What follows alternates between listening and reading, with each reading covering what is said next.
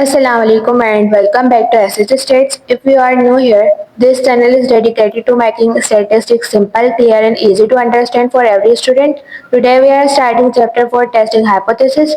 This is one of the most important chapters in statistics because this is where statistics stop being just about numbers and it becomes a powerful decision making tool. Think about it. How does a doctor decide whether a new medicine actually works? How does a company decide whether their product meets quality standards? The answer to all of this, hypothesis testing. In this part 1, we will cover what a hypothesis is, the difference between population and sample, null and alternative hypothesis, the difference between reject and fail to reject, type 1 and type 2 errors, level of significance and critical reason and critical value, along with diagrams for each concept. So let's start. तो सबसे पहले समझते हैं hypothesis होती क्या है। जब हम किसी पॉपुलेशन के बारे में डिसीजन लेना चाहते हैं तो हम पॉपुलेशन के पैरामीटर के बारे में एक अजम्पशन बनाते हैं। इस अजम्पशन को स्टैटिस्टिकल हाइपोथेसिस कहते हैं, जो सच भी हो सकती है और झूठ भी। अब यहाँ एक चीज क्लियर करनी जरूरी है, पॉपुलेशन और सैंपल में क्या फर्क है। पॉपुलेशन ये वो पूरा ग्रुप है जिसके बारे में हम स्टडी करना चाहते हैं, जैसे एक कंट्री के सारे स्टूडेंट्स। लेकिन पूरी पॉपुलेशन का डेटा लेना इम्पॉसिबल, एक्सपेंसिव और टाइम कंज्यूमिंग होता है, इसलिए हम सैंपल लेते हैं जो पॉपुलेशन का एक छोटा हिस्सा होता है, जैसे उन्हीं स्टूडेंट्स में से 100 को सिलेक्ट करना। इस सैंपल के जरिए हम पूरी पॉपुलेशन के बारे में डिसीजंस और कंक्लूजन निकालते हैं। एक सिंपल एग्जांपल से और क्लियर करते हैं। सोचो एक मेडिसिन कंपनी कहती है हमारी मेडिसिन एवरेज 5 दिन में फीवर ठीक करती है। अब हम ये चेक करना चाहते हैं कि ये क्लेम सच है या नहीं। क्या हम दुनिया के हर मरीज पर टेस्ट करेंगे? बिल्कुल नहीं। हम 50 पेशेंट्स का एक सैंपल लेंगे, उन्हें ये मेडिसिन देंगे और देखेंगे कि एवरेज कितने दिन मेडिसिन लेती है फीवर को ठीक करने के लिए। फिर इस सैंपल डेटा से हम डिसाइड करेंगे कि कंपनी का क्लेम सच है या झूठ। यही प्रोसेस हाइपोथेसिस टेस्टिंग कहलाता है। अब नल हाइपोथेसिस, जिसे H नॉट से डिनोट करते हैं। नल हाइपोथेसिस वो हाइपोथेसिस है जो हम इनिशियली ट्रू मानते हैं, हालांकि ये सैंपल डेटा के बेसिस पर ट्रू या फॉल्स साबित हो सकती है। हाइपोथेसिस टेस्टिंग में हम हमेशा नल हाइपोथेसिस से शुरू करते हैं। नल हाइपोथेसिस ये असर्ट करती है कि सैंपल स्टैटिस्टिक्स और पॉपुलेशन पैरामीटर में कोई डिफरेंस नहीं है। एग्जांपल, अगर हम टेस्ट करना चाहते हैं कि पॉपुलेशन का मीन म्यू नॉट के बराबर है। Mu basically mean of the population है। यह मीन का पूरा टॉपिक हम चैप्टर 2 में ऑलरेडी पढ़ चुके हैं। और यहाँ पर नल हाइपोथेसिस क्या है? Mu is equal to mu naught. इसका मतलब हम अज्यूम कर रहे हैं कि मीन इज म्यू नॉट जब तक सैंपल एविडेंस कुछ और ना बता दे। अब यहाँ एक इम्पोर्टेंट कॉन्सेप्ट है, रिजेक्ट और फेल टू रिजेक्ट में क्या फ़र्क है। ये कन्फ्यूजन बहुत कॉमन है। जब हम नल हाइपोथेसिस रिजेक्ट करते हैं, इसका मतलब है कि सैंपल एविडेंस इतनी स्ट्रॉन्ग है कि नल हाइपोथेसिस फॉल्स लगती है। हमने डिसाइड किया कि ओरिजिनल असम्पशन गलत थी। जब हम null hypothesis fail to reject करते हैं, इसका मतलब है कि सैंपल एविडेंस इतनी स्ट्रॉन्ग नहीं है कि नल हाइपोथेसिस को रिजेक्ट कर सके। लेकिन ये नल हाइपोथेसिस का सच होना प्रूफ नहीं करता। और यहाँ एक बहुत ज़रूरी रूल याद रखें, हम स्टैटिस्टिक्स में कभी नहीं कहते एक्सेप्ट नल हाइपोथेसिस।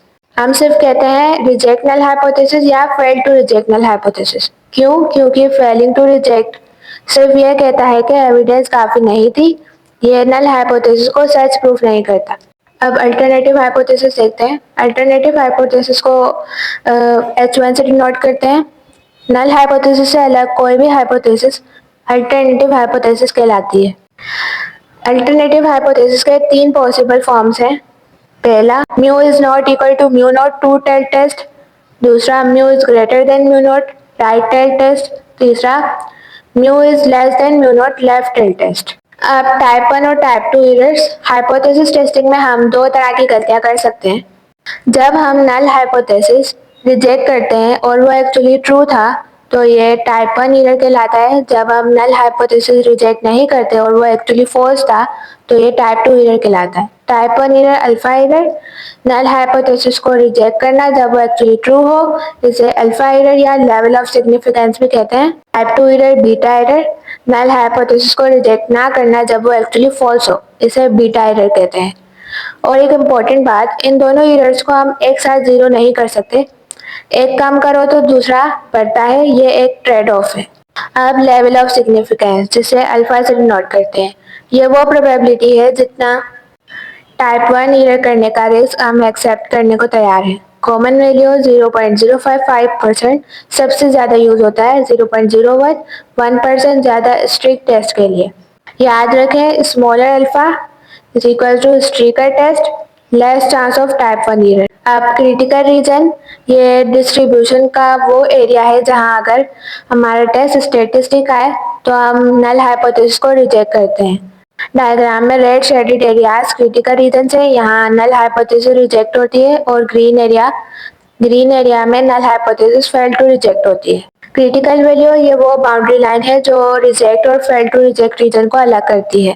डायग्राम में red vertical lines critical values है, जो भी टेस्ट स्टेटिस्टिक इन लाइन से बाहर आए नल हाइपोथेसिस रिजेक्ट, जो अंदर रहे फेल टू रिजेक्ट। अब एक इम्पोर्टेंट कॉन्सेप्ट, वन टेल्ट और टू टेल्ट टेस्ट। जब भी हम हाइपोथेसिस टेस्ट करते हैं क्रिटिकल रीजन का लोकेशन डिपेंड करता है, ये अल्टरनेटिव हाइपोथेसिस के फॉर्म पर डिपेंड करता है। तीन केसेस हैं, टू टेल्ट टेस्ट जब mu is not equal to mu naught, जब अल्टरनेटिव हाइपोथेसिस में नॉट इक्वल टू यूज होता है, इसका मतलब हम टेस्ट कर रहे हैं कि मीन दोनों साइड्स में से किसी भी तरफ अलग हो सकता है, इसलिए क्रिटिकल रीजन दोनों टेस्ट में होती है, लेफ्ट भी और राइट भी।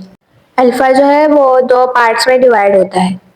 अब राइट टेल टेस्ट, जब mu is greater than mu naught, जब अल्टरनेटिव हाइपोथेसिस में ग्रेटर देन यूज होता है, इसका मतलब हम सिर्फ ये टेस्ट कर रहे हैं कि मीन ज़्यादा है, इसीलिए पूरी क्रिटिकल रीजन सिर्फ राइट टेल में होती है। फुल अल्फा राइट साइड पर होता है। लेफ्ट टेल टेस्ट, जब अल्टरनेटिव हाइपोथेसिस में लेस देन यूज होता है, इसका मतलब हम सिर्फ यह टेस्ट कर रहे हैं कि मीन कम है, इसलिए पूरी क्रिटिकल रीजन सिर्फ लेफ्ट टेल में होती है। फुल अल्फा लेफ्ट साइड पर होता है। Quick rule, not equal to two tailed both sides, less than right tailed right side only, greater than left tailed left side only. आपको एक summary table है, इसे चाहे तो नोट कर लें। And that's a wrap on chapter 4 part 1, hypothesis testing. In this video we covered what a hypothesis is, the difference between population and sample, null hypothesis, alternative hypothesis, reject versus fail to reject, type 1 and type 2 errors, level of significance, critical reason, critical value with diagrams, and one tailed and two tailed test with diagrams. In part 2, we will learn the complete 5-step process of hypothesis testing and start solving actual problems. So make sure you don't miss it. Please let me know in the comments if you have any feedback to improve these videos or if you need any extra help. I will do my best to make it happen. Thanks for watching.